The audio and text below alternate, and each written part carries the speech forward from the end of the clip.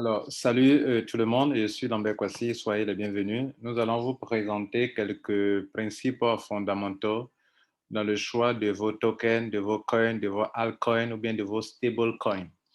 Voilà, si vous savez les choisir, si vous savez comment vous y prendre, vous allez vous faire de l'argent. OK? Vous savez, vous le savez vous-même que aujourd'hui, les coins, les tokens, les altcoins, les stablecoins, ce sont des opportunités. Ce sont des opportunités, mais le problème est que souvent, nous entrons au mauvais moment. Est-ce que vous savez qu'il y a des sites Internet où on peut voir d'avance quelles sont les crypto-monnaies qui seront lancées bientôt? Ou bien quelles sont les crypto-monnaies qui sont en cours actuellement, où le ICO a été est en cours, et puis où ça a été déjà lancé? La plupart d'entre nous, lorsque nous rentrons dans les ICO ou bien nous commençons, c'est lorsque la crypto a déjà atteint 0,00. Après le 0, la virgule, plus peut-être 2 fois 0, et c'est là que nous rentrons. Mais il y a des gens qui rentrent plus tôt que ça. Et quand tu rentres plus tôt que ça, avec 100 dollars, tu peux avoir des milliers de pièces, juste avec 100 dollars. Vous voyez, ceux qui sont des milliardaires en Bitcoin, c'est comme ça a été, les gars. Vous comprenez? Donc, le ICO, comme on dit la ICO, ben, en anglais, ICO, c'est une option, c'est une solution de levée de fonds, OK? Une entreprise a un projet et donc elle demande des levées de fonds. C'est comme si vous venez participer à leur projet, donc plus tard, elle vous donne l'occasion de vous faire de l'argent. Maintenant, ce que vous devez savoir, et qui est vraiment important, c'est que ce n'est pas la compagnie qui va vous payer de l'argent. Vous comprenez? C'est ce qui est intéressant, ce qu'il faut comprendre. C'est-à-dire, ce n'est pas la compagnie qui va vous payer des millions. Non, ce n'est pas la compagnie qui va vous payer de l'argent. D'autres se disent, mais est-ce que cette compagnie aura l'argent pour me payer? Je prends l'exemple de certaines compagnies de crypto, pardon, d'investissement d'argent qui ont créé des tokens. Bon, elles ne sont pas toutes crédibles, mais souvent les gens se demandent, mais si elles n'arrivent pas à nous payer, mais comment ils pourront nous payer? En fait, ce n'est pas comment ça fonctionne. Le Bitcoin, vous savez qui a créé le Bitcoin? Est-ce que vous voyez une structure qui gère le Bitcoin? Mais comment les gens se font payer? Voilà la question importante. Comment les gens se font payer? On ne voit pas qui a créé le Bitcoin. C'est un système qui a été lancé par un certain Satoshi Nakamoto qui se cache. C'est un pseudo d'ailleurs. Mais il ne s'est jamais montré. Peut-être on pourrait le tuer. Avec sa concurrence des structures financières. Alors, donc, comment est-ce que les gens se font payer? Tout dépend des principes, des fondamentaux que je vous enseigne maintenant. C'est-à-dire, si tout ça c'est déjà réuni, même s'il n'existe pas une structure qui paye les gens auront beaucoup d'argent. Ça, il faut que le sachiez. Très important. Donc, on va aller rapidement. On a maximum 30 minutes à passer ensemble. OK? Et puis, on va arrêter là. Alors, la première chose qu'il faut noter, ce sont les besoins. C'est-à-dire, aujourd'hui, la blockchain, c'est la deuxième grande innovation après l'Internet. C'est-à-dire, selon le patron de Binance, c'est la plus grande innovation qui va impacter dans le monde plus que l'Internet. Vous comprenez? C'est-à-dire la blockchain va plus impacter plus que l'Internet. C'est une innovation importante pour notre siècle et donc la blockchain va beaucoup impacter. Donc, ça veut dire quoi? La blockchain vient répondre à des besoins. Auparavant, l'homme était au centre de toute chose. C'est l'homme qui contrôlait tout. Aujourd'hui, la blockchain permet de décentraliser. Tout ce qui était centralisé dans la main de l'être humain, on va décentraliser. C'est-à-dire, on ne va plus mettre l'homme au centre de la gestion de ses services ou bien de ses choses. Du coup, ça devient plus transparent. Du coup, les erreurs seront de moins en moins, hein, il y aura moins d'erreurs parce que ce n'est plus un être humain qui est fatigué, qui a des soucis, qui a des inquiétudes, qui souvent a des penchants, peut avoir pitié, peut faire des favoritismes. Donc, ce n'est plus ça. C'est de l'intelligence artificielle, c'est une blockchain, un programme qui n'a pas de sentiment et qui va suivre les règles qu'on lui aura communiquées. Donc, la blockchain, un token ou bien un coin doit venir répondre à un besoin de l'humanité, à un besoin des êtres humains. Et c'est la première chose, quand il parle des principaux fondamentaux, les principaux fondamentaux, OK? Ce sont les, en tout cas, les choses sur lesquelles il faut se baser, les fondements, s'il vous plaît, OK? Sur lesquels il faut se baser pour choisir une crypto-monnaie. La première question est de savoir, ben, ça répond à quel besoin juste. On ne rentre pas comme ça parce qu'il faut rentrer. Parce que si vous rentrez comme ça parce que bon, c'est moins cher, ou bien parce que vous êtes parmi les personnes, vous n'êtes pas en train de faire quelque chose de grand, hein, parce que bon, on peut rentrer tout de suite et puis bon, c'est pas parce que c'est moins cher qu'on paye. D'autres disent que bon, voilà telle crypto-monnaie. Quand le Bitcoin avait commencé, ceux qui avaient cru plus tôt sont devenus des milliardaires aujourd'hui. Donc voilà une crypto, il faut acheter, il faut acheter. Non, les gars, on ne rentre pas comme ça parce que c'est moins cher. Non, on ne rentre pas parce que c'est moins cher. On rentre d'abord parce que ça va venir, ça résout un problème de l'humanité. Vous comprenez? Je vous ai parlé sur ma chaîne YouTube de la monnaie, le MTO. Le MTO, c'est le Merchant Token, le token des compagnies de e-commerce. Merchant, quand on parle de merchant sur les boutiques en ligne. Merchant Token, vous comprenez? Le MTO. Ça vient répondre à un besoin. Les gens ont besoin de faire des achats en ligne, d'autres vont utiliser PayPal, d'autres vont utiliser telle chose. Donc, pour finir, on crée un token qui sera utilisé avec des solutions de paiement qu'on peut intégrer à des sites web, à des sites Internet, hein, où les gens vont utiliser ça pour faire beaucoup de choses. Vous comprenez? Bien. Aujourd'hui, je vous ai parlé d'une monnaie du nom de, comment on appelle ça, Zenic, de la compagnie Safi International, qui est une entreprise réelle qui vient répondre à un besoin, c'est-à-dire ils veulent combiner les services des banques, OK, et puis la blockchain. Voilà. Être comme une plateforme qui fait la liaison entre les services bancaires et la crypto-monnaie. Ça répond à un besoin. Il y a plusieurs besoins. Maintenant, il est question de savoir est-ce que le besoin là, c'est vraiment un vrai besoin qui est vraiment enfin, dont la solution est incontournable pour l'humanité.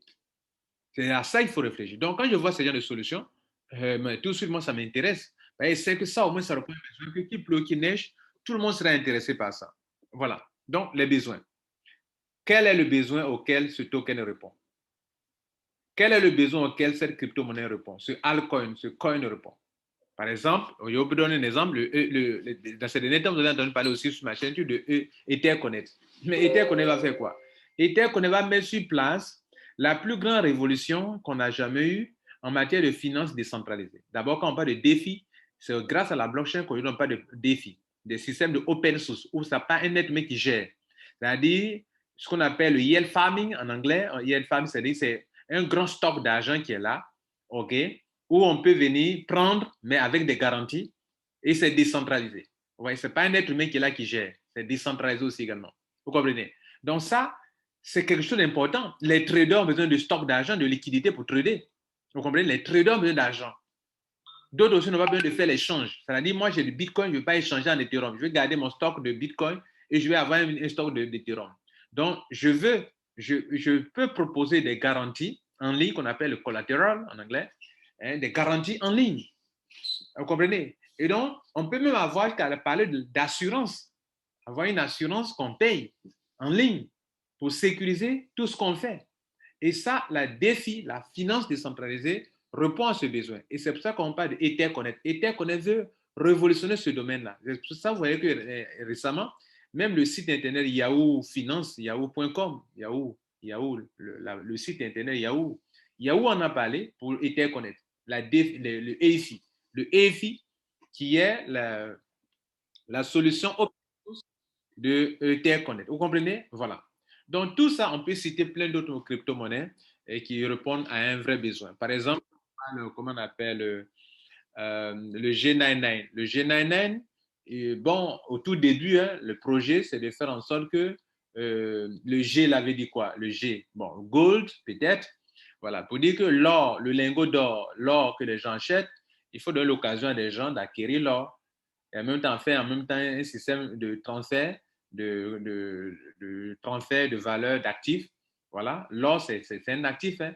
L'or prend de la valeur aussi également, n'est-ce pas? Et donc, faire en sorte que les gens puissent acquérir l'or par des solutions de crypto-monnaie, etc. Bon, et c'est que dans le projet de G99, il y a beaucoup de choses qui sont dedans. On peut faire aussi, on peut avoir les masternodes, etc., etc. OK? Bien.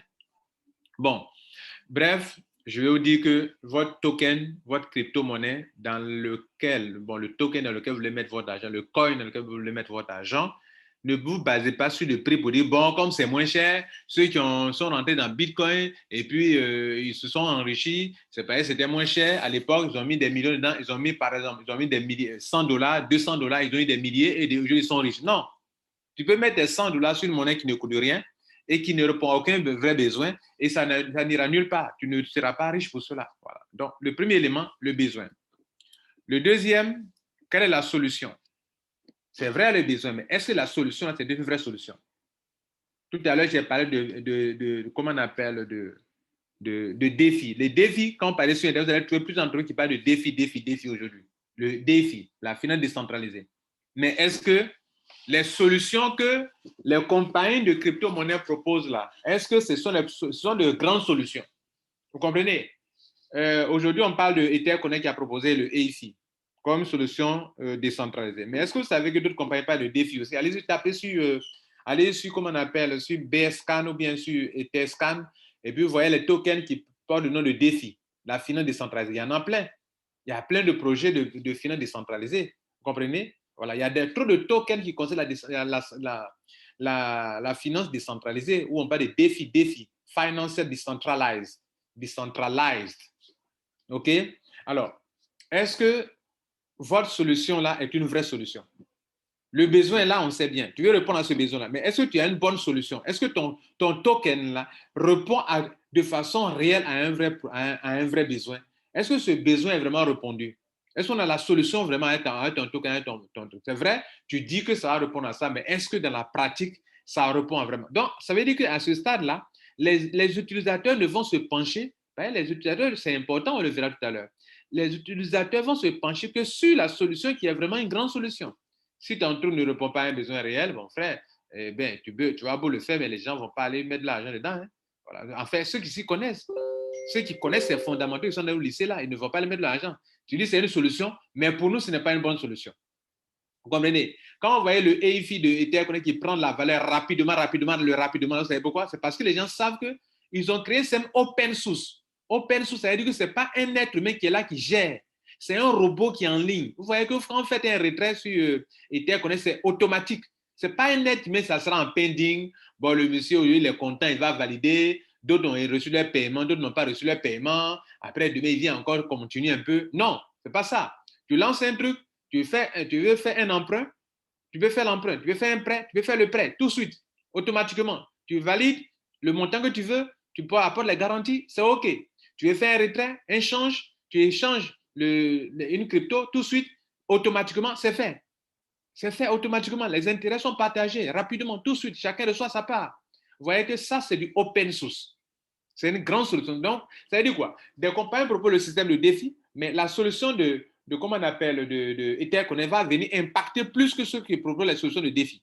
Voilà, de finance décentralisée. Voilà. C'est-à-dire, on ne veut pas que l'homme soit au centre maintenant. On veut un système qui est là, qui gère l'argent automatiquement. Dans tout ce qui concerne l'argent, assurance, emprunt, prêt, garantie, tout ce qui concerne l'argent. Vous voyez là? Et ça partage aussi les dividendes pour ceux qui détiennent ces tokens-là. Automatiquement, tout le monde est gagnant. Comme pendant que vous mettez quelqu'un, tout est partagé, vous voyez, les choses prennent la valeur, on peut faire une plateforme de change, tout est automatisé, tout est automatisé. Ouais, ça, c'est une grande solution. Et c'est ça qui peut attirer du monde. Vous comprenez? Bien. Troisième chose importante, il faut avoir une forte communauté. Il faut avoir une forte communauté. Si votre token n'a pas une forte communauté, déjà, elle est mal partie. Elle est mal partie. Elle est mal partie. Donc, par exemple, les crypto-monnaies, vous voyez que ça va rapidement, c'est parce qu'elles ont une forte communauté. Il y a des crypto-monnaies qui ont déjà tapé presque 6 ans, elles n'évoluent pas. Pourquoi? Parce qu'il n'y a pas beaucoup d'utilisateurs. Mais donc, on revient en arrière. Pourquoi il n'y a pas beaucoup d'utilisateurs? Parce que ça ne répond pas à une vraie solution. Comment on appelle alors? Ça ne répond pas à une vraie solution. Ce n'est pas une bonne solution. Ce n'est pas une grande solution. Et pourquoi? Parce qu'il n'y a pas un besoin réel auquel ça répond. Donc, c'est la base. Besoin, solution. Et si c'est une grande solution, les gens me vont aller vers. Les gens me vont aller vers. une solution pour tout le monde. Là, en tout moment, ça a attiré du monde. Et quand ça attire du monde, alors ça a créé une grande capitalisation. Et s'il y a une grande capitalisation, en divisant la capitalisation, c'est la base, c'est l'une des bases importantes des tokens. Vous comprenez? Pourquoi le Bitcoin atteint aujourd'hui tel montant, 36 000 dollars? Parce que la capitalisation, quand vous divisez la capitalisation par le nombre de pièces, ça donne le prix de la chose. C'est pour ça qu'on dit que sur le marché des actifs numériques, en fait, des actifs, c'est l'offre et la demande qui fixent le prix. Alors, qu'est-ce qu'on appelle, comment on appelle, je ne sais pas si a sauté cet élément-là. Voilà, j'ai sauté un élément. Il y a la capitalisation, d'une part, et il y a le nombre de pièces, d'autre part. Comprenez? Voilà. Donc, quand il parle de capitalisation, c'est la demande. Donc, vous avez une forte communauté, vous pouvez avoir une forte demande qu'on appelle la capitalisation, c'est-à-dire l'argent que les gens déposent sur la table pour obtenir cette crypto-monnaie.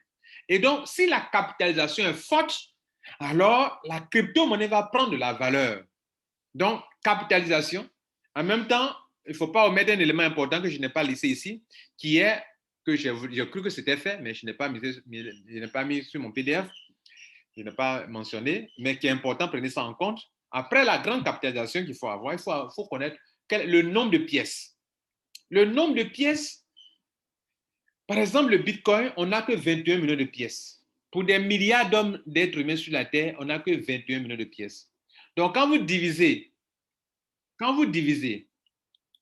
la capitalisation, qui est une somme d'argent en dollars ou en euros ou en livres sterling, quand vous divisez ce montant par le nombre de pièces, ça donne le prix de la crypto-monnaie. Et c'est pour ça qu'on dit que c'est l'offre et la demande. L'offre, c'est quoi? C'est le nombre de pièces. La capitalisation, c'est quoi? C'est l'argent que dans le monde entier, les gens ont déposé pour acquérir cela. Donc, vous voyez que ces structures, ces systèmes-là, ça peut facilement vous enrichir parce que c'est une science exacte. Vous comprenez? Regardez ici, prenons l'or, le lingot d'or. Vous avez 1 kilogramme d'or. Mais plus le kilogramme d'or, le poids n'a pas augmenté. Mais si de plus en plus de personnes réclament l'or, le kilogramme qui est là va prendre la valeur. Vous voyez là? Ça va prendre la valeur. Le kilogramme n'a pas augmenté, mais sa valeur augmente. Pourquoi sa valeur augmente? Parce que la demande est forte. Ou si vous voulez, l'argent que les gens déposent sur la table pour acquérir ce kilogramme d'or, l'argent devient tellement élevé que, en divisant cette somme d'argent par le kilogramme d'or, un kilogramme devient de plus en plus cher. Vous voyez, c'est la même chose pour les crypto-monnaies. Il y a d'une part la capitalisation, qui est la demande. D'autre part, il y a le nombre de pièces, qui est l'offre. En divisant la demande, la capitalisation, par l'offre, qui est le nombre de pièces précises, parce qu'en crypto-monnaie, au niveau de la blockchain, quand vous émettez des pièces de coin, de altcoin, de token, il y a un certain nombre de pièces exactes. Et donc, le nombre de pièces ne va jamais changer. Comme je le disais tout à l'heure, le kilogramme d'or ne va jamais changer. Donc, comme le nombre de pièces n'augmente pas, mais la capitalisation, vous avez une forte communauté qui commence à utiliser. Le nombre de pièces ne fait que s'augmenter. Vous savez qu'un jour, le Bitcoin va atteindre 100 000 dollars. Parce que pour quelque chose qui n'est que 21 millions de pièces, des milliards d'êtres humains vont vouloir l'utiliser. Cela est valable aussi pour toutes les crypto-monnaies que vous avez souvent à votre disposition. Vous voyez, plus on va avancer, plus la capitalisation ne fera que s'augmenter. Mais le nombre de pièces ne va jamais bouger. C'est fixe. C'est fixe. Et donc, comme c'est fixe, alors la valeur va augmenter. Puis à un certain moment, dans certaines options au niveau de la gestion, on peut brûler même des pièces. On peut brûler certaines pièces. Si on brûle certaines pièces, alors ça va encore renforcer la valeur de la monnaie puisque le nombre de pièces ayant diminué, en divisant la capitalisation qui est la demande par le nombre de pièces disponibles, alors la valeur de l'unité prend de la valeur. Voilà, mesdames et messieurs, deux éléments, un autre élément important dont j'ai parlé de capitalisation qui est la demande et le nombre de pièces qui est l'offre. Il ne faut pas oublier le nombre de pièces. Donc souvent, il faut se demander aussi quel est le nombre de pièces. Bien.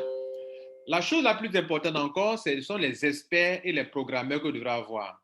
Vous devez avoir des experts dans le domaine. Il y a des projets qui ont capoté, les gens sont dans le truc, ça n'a pas avancé parce qu'il n'y a pas d'innovation. Il n'y a pas d'innovation. Mais si vous n'avez pas de grands programmeurs, comment vous pouvez innover? Je donne un exemple. Récemment, comment on appelle Interconnect, ils ont lancé le système. C'est en train de tellement d'impacter le monde entier que des faussaires sont venus créer un nom comme EIFI, comme étant la monnaie d'Etherconnect. Pourtant, ce n'est pas la monnaie d'Etherconnect. Ils sont en train de faire des échanges sur des plateformes d'échange en créant un faux token. Alors, qu'est-ce que la compagnie a fait? Tout de suite, les experts doivent agir. Ils disent qu'ils vont modifier, ils vont changer le smart contract.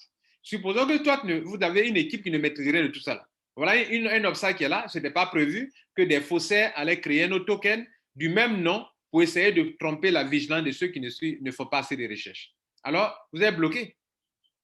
Il peut y avoir la concurrence peut créer quelque chose de mieux que ça. Qu'est-ce que vous proposez, vous? Vous comprenez? Il peut y avoir des attaques. Qu'est-ce que vous proposez, vous? Donc, si pour qu'un projet puisse avancer, il faudrait qu'il y ait des experts. Comprenez? Je vais vous donner un exemple. Je cite les monnaies que vous connaissez, les cryptos que vous connaissez. Etherconnect. Etherconnect était là en 2017-2018. Ils ont impacté le monde entier par leur expérience, par leur savoir-faire. Et Etherconnect vient sur le marché, et puis Bitcoin vient sur le marché, et puis ils disent que c'était nous qui étions là en 2017-2018. On nous a fait fermer parce que ce n'était pas encore bien réglementé. Maintenant que c'est réglementé, nous venons en tant que sous le nom Etherconnect, mais le même logo. Pourquoi ils disent que c'est eux qui sont là? Parce que le monde entier, ceux qui les connaissent, savent que ceux-là, ce n'est pas un petit groupe qui est là, c'est un groupe d'experts. Vous voyez, non? C'est un groupe d'experts.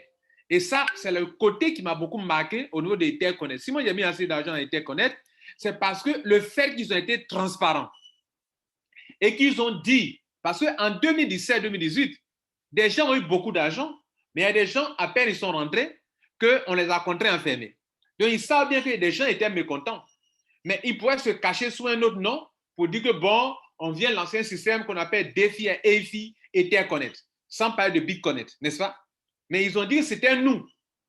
Mesdames et messieurs, vous qui êtes en ligne avec moi aujourd'hui, il y a beaucoup de compagnies dans lesquelles on a perdu notre argent, mais elles sont revenues encore sous un autre nom. On a mis notre argent dedans encore. Elles sont disparues, elles sont revenues sous un autre nom encore. Peut-être que depuis que tu es sur Internet, la même compagnie qui a volé ton argent, elle est revenue 3 fois. Mais tu ne sais pas que c'est elle. Tu as mis encore ton argent dedans encore, sans savoir que c'est elle. Parce qu'elle n'ose pas te dire. Elle change le nom, le domaine, elle change le nom et puis elle revient. Bref, c'est pour vous dire quoi? Quand Etherconnect dit que c'est moi qui étais là en 2017-2018, c'est parce qu'ils savent qu'ils ont une force de grands experts, de grands programmeurs pour créer un système révolutionnaire que Yahoo même affiche. Yahoo et puis d'autres plateformes affichent qu'ils sont en train de mettre sur pied un système révolutionnaire. Pourquoi? Parce que c'est une question d'intelligence artificielle. C'est une question d'expérience. Il faut être le plus canqué, comme on disait à l'école. Il faut être vraiment quelqu'un qui est vraiment professionnel pour proposer quelque chose. Aujourd'hui, c'est la guerre des cerveaux, les gars.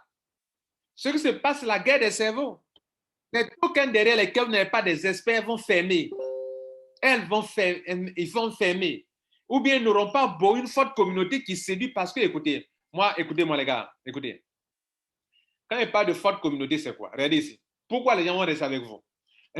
Vous-même, regardez ici. Qu'est-ce qui nous séduit? Moi, par exemple, qu'est-ce qui me séduit à Etherconnect, par exemple? Excusez-moi de citer certains noms, parce que je parle des experts. Regardez, tu lances ton retrait, à l'instant, on te paye. Tu fais ton change automatiquement. Tu fais ton change, c'est-à-dire tu as du ECC, tu peux convertir à l'instant I. En 30 secondes, tu lances un retrait même de $1000, à l'instant I, c'est payé en Ethereum. Écoutez, mais ça séduit le monde. Ça attire une forte communauté. Hein? Je vous ai parlé tout à l'heure de comment on appelle, j'ai publié un truc ce matin sur comment on appelle Zenic. Zenic te permet de faire quoi? De miner. Pour faire le minage et avoir beaucoup de trucs, il faut quand même assez de moyens pour l'équipement, tout cela.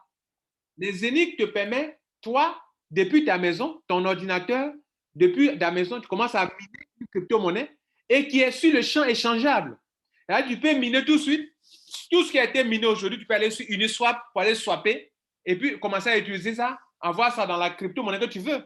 Donc, est-ce que vous comprenez ça? C'est-à-dire, toi, tu mines. Ça, c'est une autre technologie. Ça, ce sont les experts qui ont créé SEM qui permet aux gens de miner sur le champ. Je parle de comment on appelle, de Safi International qui a son truc qu'on appelle le Zenith Coin. C'est-à-dire, toi, tu prends une position aujourd'hui, tu peux miner toi-même. Et chaque jour, il te mine des choses, il te donne des choses qui te permettent de pouvoir te faire de l'argent. Donc, il faut des experts en programmation et des experts en blockchain pour que tout le parcours que vous allez parcourir, tout le temps que vous allez parcourir là, il y ait des mises à jour, il y ait des choses, des modifications et que la compagnie soit toujours à la pointe de la technologie. Sinon, vous ne pourrez pas aller loin. OK? Bien. La dernière chose à laquelle je vais parler avec vous, c'est ce qu'on appelle la feuille de route. La feuille de route, il faut une feuille de route. Tout ce qu'on appelle le roadmap. Il faut une feuille de route. La crypto-monnaie, là, d'abord, pourquoi ils vont créer? Ça doit être affiché. Et puis, où on s'en va? En 2019, ils ont fait quoi? En 2020, c'est quoi qui est prévu? Ou bien c'est quoi qui a été prévu? En 2021, c'est quoi qui est prévu? On est en juin. On est en juin. Aujourd'hui, pendant que j'ai fait cette vidéo, cette conférence avec vous, nous sommes le 29 juin. Et en juillet, et en septembre, et en octobre, c'est quoi qui est prévu? On doit le savoir. En tout cas, pour l'année 2021, on doit savoir ce qui est prévu. Et en 2022, c'est quoi qui est prévu? Et ça, vous devrez le savoir. Donc, avant de rentrer de faire un business de crypto-monnaie, tous ces éléments que je viens de citer là, vous devrez les avoir. OK? On a parlé de quoi? On a parlé du besoin. OK? Donc, tout ce qu'on vient de citer, c'est quand l'argent sera une conséquence de toutes ces choses que nous avons listées, à savoir le besoin, à savoir la solution, à savoir une grande communauté, 4, une grande capitalisation, 5, le nombre de tokens, 6, comme on appelle des experts, et puis 7, des experts qui vont gérer la programmation de tout ça, et puis 7, comme on appelle une feuille de route. Au moins, quand ces 7 choses sont bien réunies, que vous avez bien étudié, l'argent est une conséquence. L'argent sera vous allez vous faire de l'argent, même avec $100. Mais surtout aussi, il faut aussi rentrer au bon moment aussi également. Et pour avoir une forte communauté, les gens, les compagnies permettent que d'autres on puisse se parrainer. Ce n'est pas une mauvaise chose. Maintenant, je disais au début que l'argent que vous allez avoir, cet argent-là, ça ne vient pas de la compagnie forcément, non. Ça ne vient pas de la compagnie. C'est comme si la compagnie a créé un système qui attire du monde. Et elle vous a donné un morceau de son système qui sont les tokens dans votre main. C'est sa chose. C'est elle qui a créé sa chose. Et comme vous l'avez aidé au début, et que de plus en plus d'utilisateurs veulent cette chose que tu détiens, elle te permet, toi, d'aller sur des plateformes de change pour te récupérer non seulement ce que tu as mis dedans, mais avoir une plus-value. On parle de spéculation. Là, tu auras spéculé. Mais tu t'auras comporté comme un actionnaire qui participe à un projet dont on parle de levée de fonds. En fait, le ICO, c'est Initial Coin Offering. Au début du lancement d'un projet, la compagnie fait un appel à des gens qui peuvent venir l'aider. Et donc, à commencer son projet. Donc, le token foyer, ils ne sont pas lâchés quelque chose quelque part. Non, c'est quelque chose qu'on donne, mais quelque chose qui doit répondre à un besoin. La blockchain doit répondre à un besoin. La blockchain, c'est un système qui est là, qu'on peut programmer de multiples façons pour répondre à des besoins sociaux, à des besoins d'entreprise, à des besoins de fintech, etc. Donc, vous l'avez aidé. Et donc, plus tard, le nombre de pièces là, c'est limité. Toi, tu dois en prendre une quantité pour garder, pour que plus tard, quand le projet va prendre et que de plus en plus de personnes auront besoin de ce token avant de satisfaire leurs besoins dans tel ou tel domaine, puis si tu n'as pas ce token, tu n'as pas ce coin, tu ne peux pas satisfaire ton besoin. La satisfaction du besoin pour lequel la solution est là passe nécessairement par ce token-là. Donc, tous ceux qui détiennent ça, qui ont aidé la compagnie leur a donné un morceau de son système, de son token, pour que demain, quand le service va prendre, tous ceux qui vont être sollicités ce service pour répondre à leurs besoins puissent payer quelque chose. Et en payant quelque chose, vous qui en détenez, vous faites de l'argent. Mesdames et messieurs, mes 30 minutes sont écoulées. On va s'arrêter là et je vous remercie. Donc, à vous de prendre les dispositions utiles pour bénéficier de ce genre de système. Et donc, désormais, quand vous allez rentrer dans un système de ICO ou bien un token qui existe déjà, on vient de vous informer, alors n'entrez pas comme ça. Pas comme ça parce qu'il faut rentrer. Posez-vous ces questions-là. Quel est le besoin? Quelle est la solution? Hein? Est-ce qu'il y a une forte communauté? OK? Quelle est la capitalisation en cours actuellement pour que la monnaie ait telle valeur? Quelle est sa capitalisation? Quel est le nombre de coins, de tokens? Est-ce qu'il y a des experts qui sont là? Est-ce que la compagnie a une forte à des gens, des grands programmeurs, des grands experts qui sont derrière? Vous comprenez? Vous voyez? Voilà. Je vous ai donné l'exemple de tout à l'heure d'Etherconnect. Moi, j'ai misé plus d'argent dans Etherconnect que dans tout autre système que j'ai eu à faire en ligne dans ces 2 dernières années. Pourquoi? Parce que je sais qui est derrière Etherconnect. Je sais la communauté. D'abord, ils ont une forte communauté. Et puis, 2, ils ont des experts qui sont capables de programmer des choses en open source. Peu de compagnies sont capables de faire ça. Programmer des choses en open source où tout est automatisé. Même les retraits, tout est automatisé. Faire des prêts automatisés, des emprunts automatisés. Pour faire la finance décentralisée, il faut avoir des experts qui gèrent ça, qui maîtrisent la blockchain. Et ça, c'est important. Et puis, quand vous avez tout ça, il faut voir la feuille de route. Mesdames et messieurs, voilà donc ce pourquoi je vous ai convié à cette rencontre. Je vous remercie pour votre présence et j'espère que vous avez appris quelque chose. Voilà. Si vous voulez faire beaucoup d'argent, alors tenez compte de ça. Et puis, quand vous rentrez aussi, sachez en profiter. Je vous remercie.